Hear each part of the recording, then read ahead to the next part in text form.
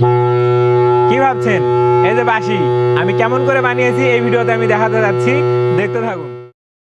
এই বাঁশিটি বানানোর জন্য আমি একটি পাইপ নিয়েছি 1 ইঞ্চি পরিমাণ, আর 1 ইঞ্চি পরিমাণ পাইপটি আমি আবার 1 ইঞ্চি কেটে নিয়েছি। তারপরে বেলুনের মধ্যে ঢুকিয়ে কষ্টেপ মেরে দিয়েছি সুন্দরভাবে, যাতে বাতাসটা বের না হতে পারে। তারপরে এটাকে শুধু আমি এখন ঘুরিয়ে দিব, তাহলেই হয়ে যাবে আমার কাঙ্ক্ষিত বাঁশি। এই যে দেখতে পাচ্ছেন আমি কষ্টেপ মেরে নিলাম, তারপরে এই যে আমি ঘুরিয়ে দিলাম। ঘুরিয়ে দেওয়ার পরে আবারও আমি কষ্টেপ দিয়ে সুন্দরভাবে বেঁধে দিব, যাতে বাঁশি যাতে বেলুনটা আমার খুলে না যায় এবং ওটা যেন সোজা না হতে পারে। আর এই পাশে আমি যখন ফু দিব তখন কিন্তু বাঁশিটি বাজতে থাকবে। তো এক্ষুনি আমরা দেখতে পাবো সুন্দরভাবে। এই যে আমি ফুঁক দিচ্ছি, দিয়ে দেখা যাক কি হয়।